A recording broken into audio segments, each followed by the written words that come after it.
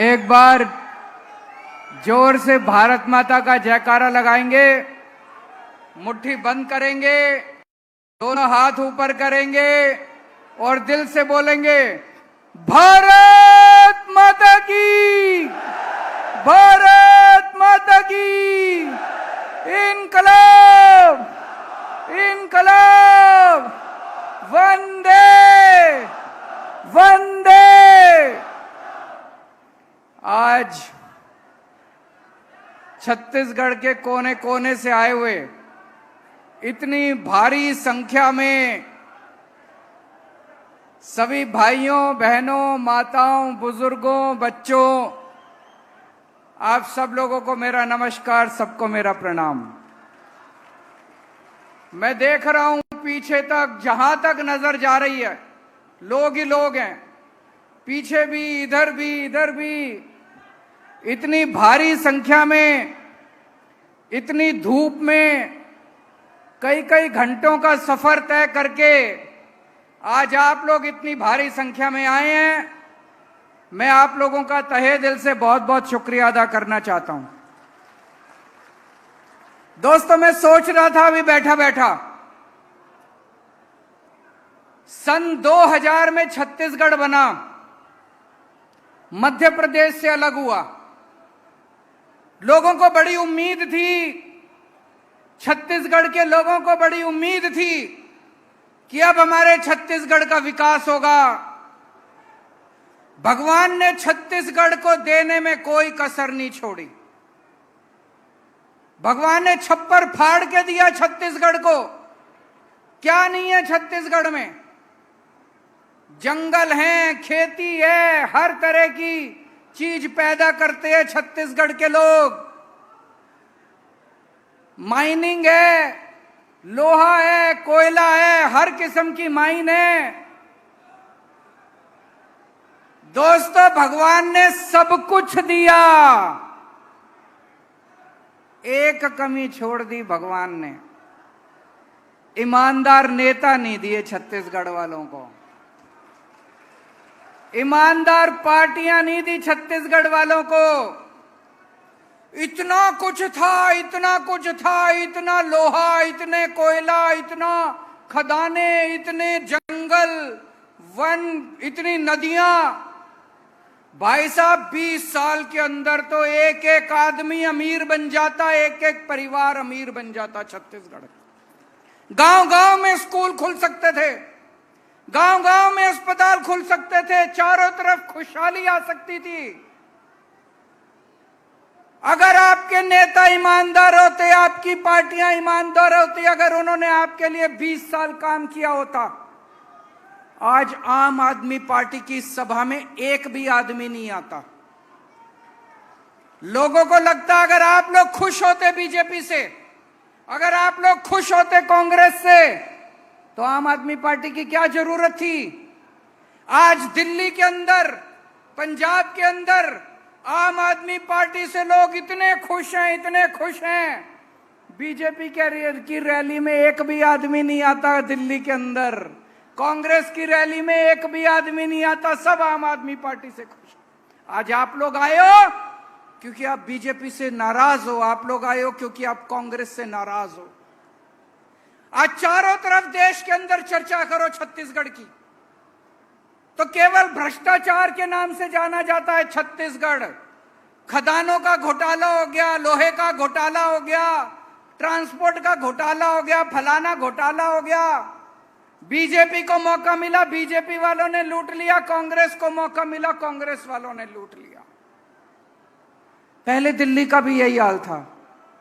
दिल्ली में जब हमसे पहले कांग्रेस की बीजेपी की सरकारें थी, पूरे देश में जाना जाता था दिल्ली किस नाम से जाना जाता था? सीएनजी का घोटाला हो गया, 2G का घोटाला हो गया, कॉमनवेल्थ का घोटाला हो गया। जब से दिल्ली में आम आदमी पार्टी की सरकार बनी है, पूरे देश में लोग दिल्ली को कैसे जानते हैं? शानदार स्कूल बन गए दिल्ली में, शानदार मोहल्ला क्लिनिक बन गए दिल्ली में, शानदार अस्पताल बन गए दिल्ली में। तरक्की के नाम से जानी जाती है दिल्ली, विकास के नाम से जानी जाती है दिल्ली। खुशहाली के नाम से जानी जाती है दिल्ली। और अभी पंजाब में 1 साल हुआ है आम आदमी पार्टी को, चारों तरफ देश में पंजाब के चर्चे ही चर्चे हो रहे हैं, चर्चे ही चर्चे हो रहे हैं। मेरे को भी कुछ लोग मिले छत्तीसगढ़ के, बोले सर बिजली आती नहीं है छत्तीसगढ़ में, 7-7, 8-8 घंटे पावर कट लगते हैं। सही है कि गलत है? बिजली आती है कि नहीं आती है? पावर कट लगते हैं कि नहीं लगते? दिल्ली में 24 घंटे बिजली आती है। पंजाब में भी पहले 7-7, 8-8 घंटे के पावर कट लगते थे।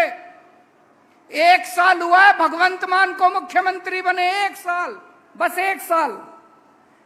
1 साल में भगवंत मान ने पंजाब के अंदर 24 घंटे बिजली कर दिया। बिजली के पावर कट नहीं लगते।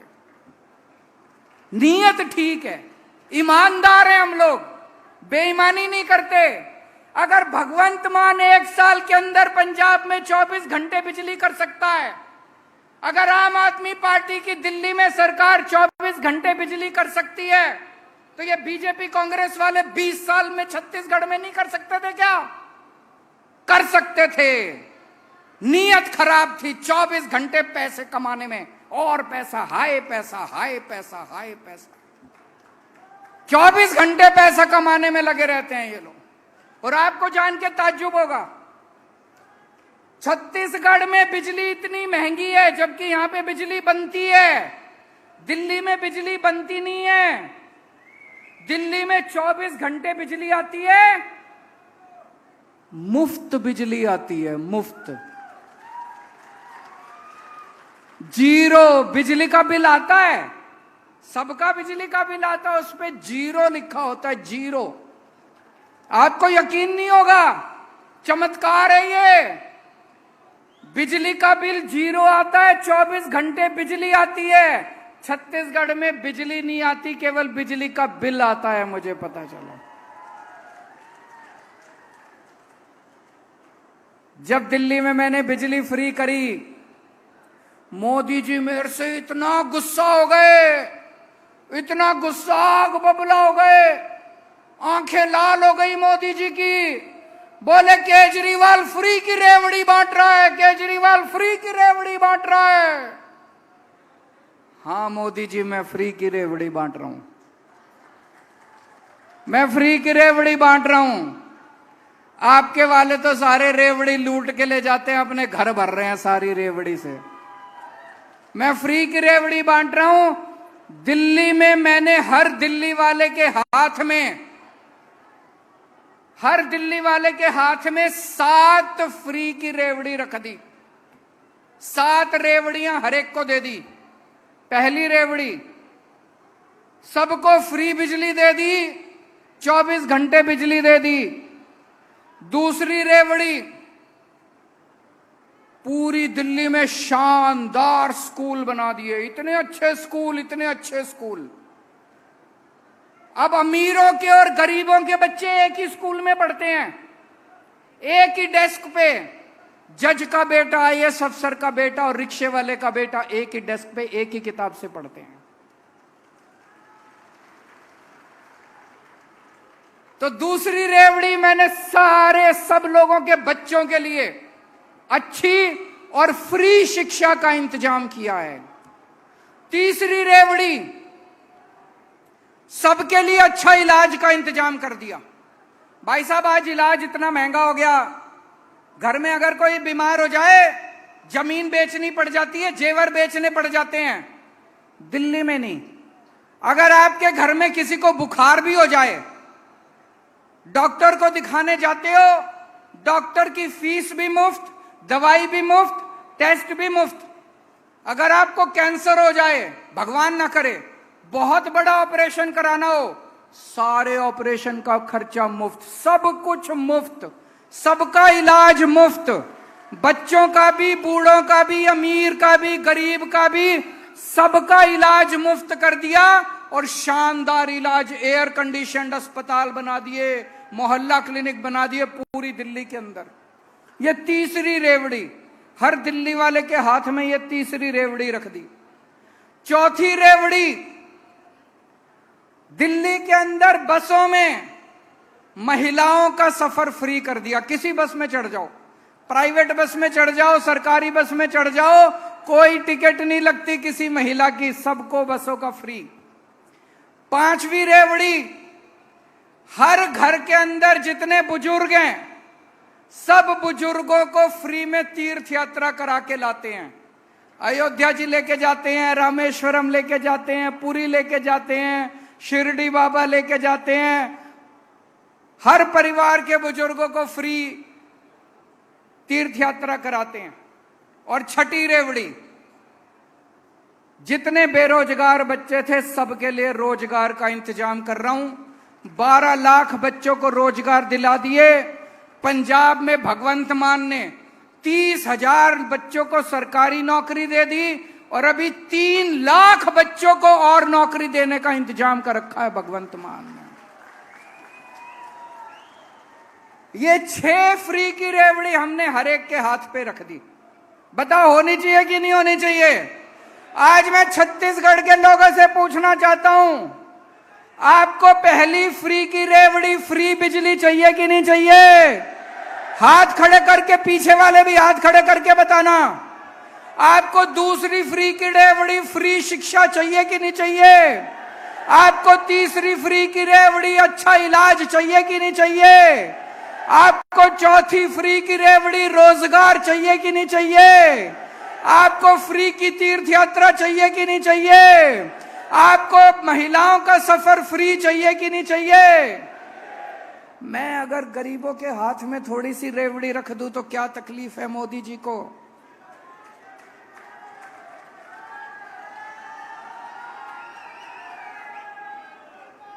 आज चारों तरफ इतनी महंगाई कर रखी है मोदी जी ने, इतनी महंगाई है कि नहीं है? घर का खर्चा चलना मुश्किल हो रहा है, तनख्वाह बढ़ी नहीं, आमदनी बढ़ी नहीं और खर्चे बढ़ते जा रहे हैं। सब्जी महंगी हो गई, आटा महंगा हो गया, दूध महंगा हो गया, हर चीज महंगी होती जा रही है। कभी सोचा महंगाई क्यों हो रही है? कभी सोचा महंगाई क्यों हो रही है? अपने आप नहीं हो रही। मोदी जी ने इतना टैक्स लगा दिया, इतना टैक्स लगा दिया, आजादी के बाद इतना टैक्स कभी नहीं लगा था।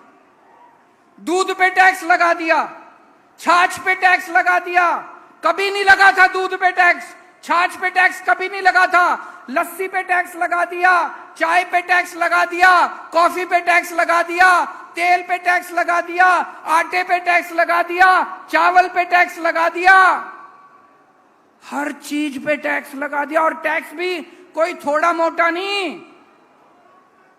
पेट्रोल यहां पे छत्तीसगढ़ में क्या भाव है? 102। पेट्रोल 102 रुपए लीटर है। अब पेट्रोल का भाव 57 रुपए है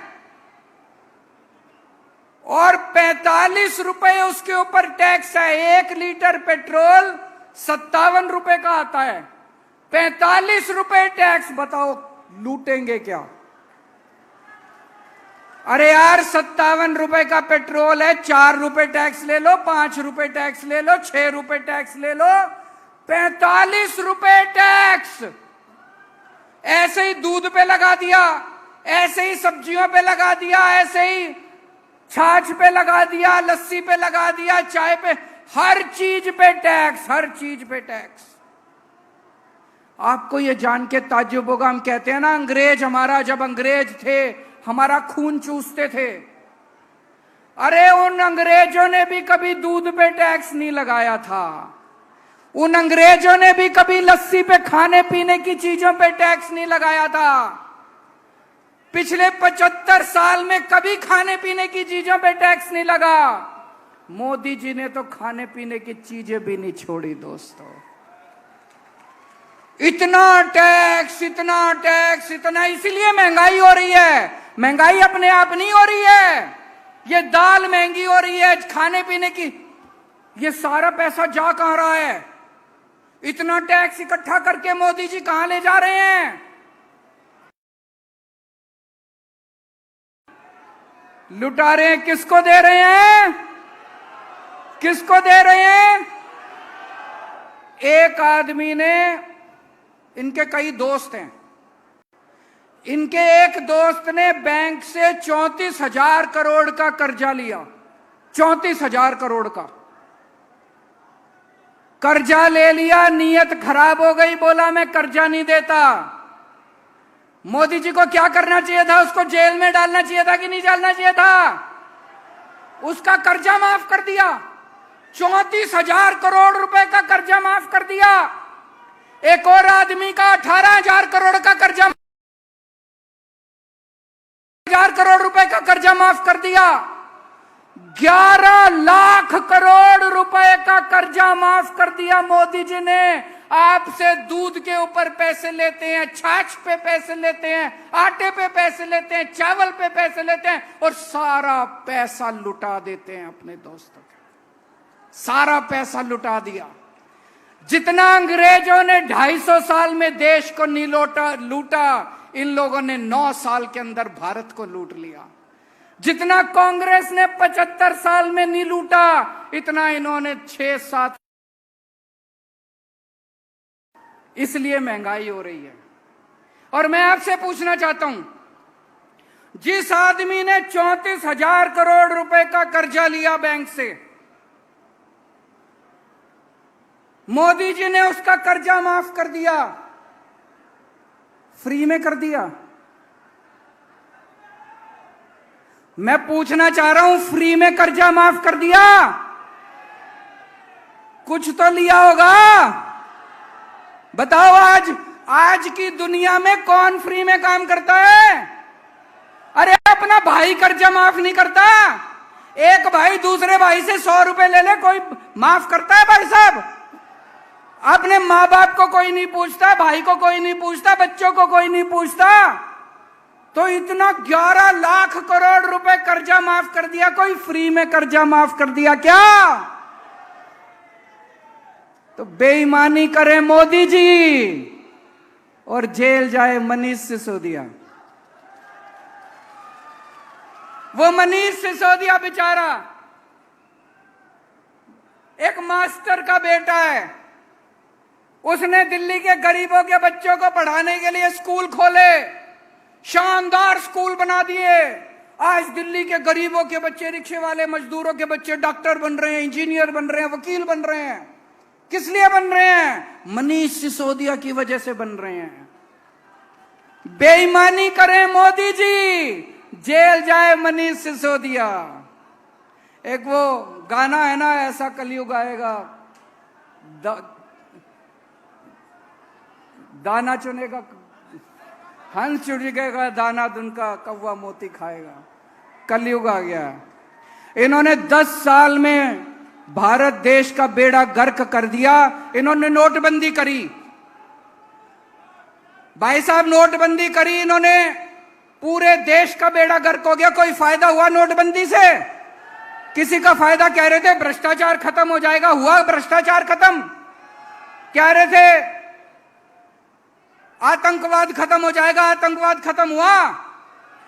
अगर कोई पढ़ा लिखा आदमी होता, कोई पढ़ा लिखा आदमी कभी नोटबंदी नहीं करता।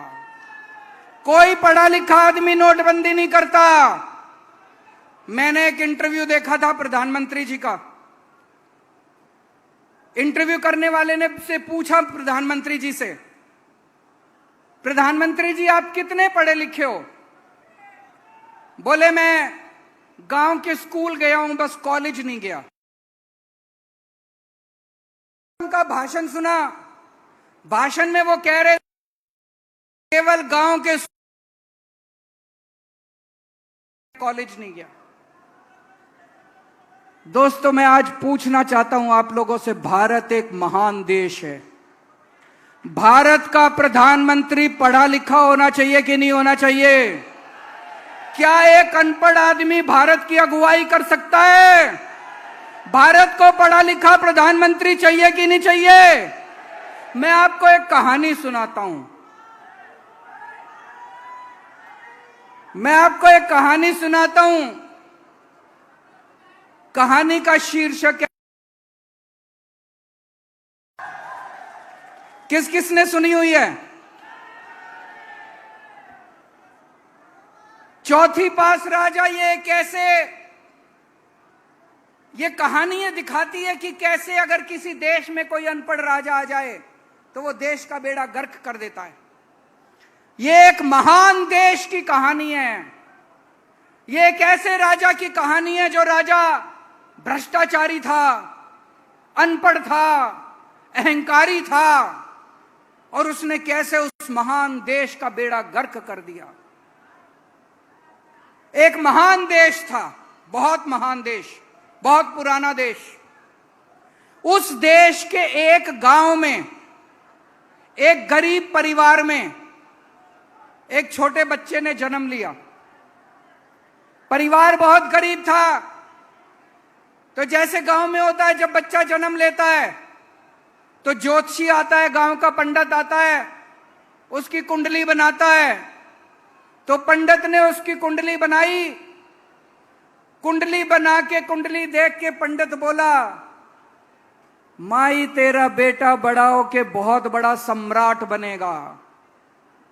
माई को समझ नहीं आया, मैं तो इतनी गरीब हूं, मेरा बेटा सम्राट कैसे बनेगा।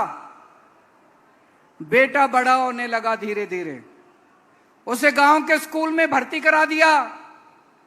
बेटे का पढ़ाई लिखाई में मन लगता नहीं था। बड़ी मुश्किल से उसने चौथी पास करी। उसके बाद उसका स्कूल से नाम कटवा दिया। घर का खर्चा नहीं चलता था। गांव के पास एक रेलवे स्टेशन था। वो बच्चा उस रेलवे स्टेशन पे जाके चाय बेचने लगा, घर का खर्चा चलाने के लिए। वो बच्चा बचपन से ही भाषण बड़े अच्छे देता था, लंबी लंबी फेंकता था, कुछ भी बोल देता था। गांव के लड़कों को इकट्ठा कर लेता और लंबे लंबे भाषण देना चालू करता, लंबी लंबी फेंकनी चालू करता। धीरे धीरे करते करते लड़का बड़ा हुआ और जैसा पंडित ने कहा था, कुंडली में लिखा था, लड़का उस महान देश का राजा बन गया। अब राजा तो बन गया, आता जाता कुछ था नहीं उसको, अनपढ़ आदमी था, कुछ पता नहीं था। अफसर आते थे, अंग्रेजी में बोलते थे, किसी भी फाइल पे साइन करा के ले जाते थे। राजा को शर्म आती थी पूछने में, उसे लगता था मेरी बेइज्जती होगी। जो मर्जी फाइल पे साइन करा के ले जाते थे उससे, जो मर्जी फाइल पे। धीरे धीरे पूरे देश में फैल गया कि राजा अनपढ़ है। राजा को बड़ा शर्म आने लगी। एक दिन राजा ने कहीं से एक फर्जी डिग्री का इंतजाम कर लिया। एक एमए की फर्जी डिग्री का इंतजाम कर लिया। राजा ने बोला मैं एमए हूं। जनता ने खूब मजाक उड़ाया। जनता बोली झूठ बोल रहा है, सबको पता है अनपढ़ है। राजा को कपड़ों का बड़ा शौक था। एक दिन में 4-4 बार कपड़े बदलता था, 4-4 बार कपड़े बदलता था। एक दिन कुछ लोग आए राजा के पास, बोले महाराज, इस पृथ्वी पे आपके जैसा इंसान पैदा नहीं हुआ, भगवान ने आपको स्पेशली बना के भेजा है। आप नोटबंदी कर दो और देखो देश से भ्रष्टाचार खत्म हो जाएगा, आतंकवाद खत्म हो जाएगा। राजा बेवकूफ था, समझ तो थी नहीं। उसने देश में नोटबंदी कर दी भाई साहब। एक दिन 8 बजे रात को टीवी पे आया और उसने नोटबंदी कर दी। पूरे देश में हाहाकार मच गया। लंबी लंबी लाइनें बैंकों के सामने, लंबी लंबी लाइनें लग गई। कई लोग मर गए, लोगों के धंधे चौपट हो गए, दुकानें बंद हो गई, इंडस्ट्री बंद हो गई। वो महान देश 20 साल पीछे चला गया भाई साहब, 20 साल पीछे चला गया। एक दिन उस देश में महामारी आई, लोग मरने लगे, ऑक्सीजन की कमी हो गई, चारों तरफ हाहाकार मचा हुआ था। एक कोई पंडित आया राजा के पास, बोला सब लोगों से थाली और चम्मच बजवाओ, महामारी खत्म हो जाएगी। राजा ने पूरे देश में चम्मच और थाली बजवा दी, कोई महामारी खत्म नहीं हुई। भाई साहब, कई लोगों की मौत हो गई, कई लोगों की मौत हो गई। राजा के कई दोस्त थे, उन दोस्तों ने खुलेआम गुंडागर्दी चालू कर दी, उन दोस्तों ने बैंकों को लूटना चालू कर दिया, उन दोस्तों ने इधर उधर लड़कियों को छेड़ना चालू कर दिया। एक बार हद हो गई जब उस राजा के एक दोस्त ने उस देश की अंतर्राष्ट्रीय खिलाड़ियों को छेड़ दिया, कुश्ती की पहलवान खिलाड़ियों को। चारों तरफ हाहाकार, चारों तरफ बलात्कार, लूटमार, इतनी महंगाई हो गई, इतनी महंगाई। और राजा एक नंबर का भ्रष्ट था, सब चीजों में पैसे लेता था, सब चीजों में पैसे। ऊपर आसमान में सारे देवताओं ने देखा, पृथ्वी पे महापाप हो गया, चारों तरफ हाहाकार मचा हुआ है। सारे देवताओं ने मिलके मीटिंग करी और सारे मिलके शिवजी महाराज के पास गए। बोले, हे महाराज कुछ करो, पृथ्वी के ऊपर महापाप हो गया, हाहाकार मचा हुआ है। ऊपर से शिवजी महाराज ने आकाशवाणी करी, 140 करोड़ लोग उस महान देश के, सबको शिवजी ने ललकारा और बोला, तुम एक महान देश के लोग हो, सब लोग उठो, सब लोग जागो और इस अहंकारी, भ्रष्ट और अनपढ़ राजा को उखाड़ के फेंक दो। और अगले चुनाव के अंदर उस अनपढ़ राजा को जनता ने उखाड़ के फेंक दिया दोस्तों। उसके बाद उस देश ने दिन दूनी रात चौगनी तरक्की करनी चालू कर दी। और मैंने सुना है वो राजा वापस उसी स्टेशन पे जाके आजकल चाय बेचता है। दोस्तों, दिल्ली वालों ने बीजेपी और कांग्रेस को हरा के आम आदमी पार्टी का साथ दिया। पंजाब वालों ने बीजेपी, कांग्रेस और अकाली दल को हरा के आम आदमी पार्टी का साथ दिया। आज छत्तीसगढ़ के लोगों को मैं कहना चाहता हूं, एक मौका दे के देख लो, एक मौका। आप बीजेपी को भी भूल जाओगे, कांग्रेस को भी भूल जाओगे और हमेशा के लिए आम आदमी पार्टी के साथ रहोगे। भारत माता की। सभी साथी अपने अपने जगह पे खड़े हो जाए राष्ट्रगान के लिए।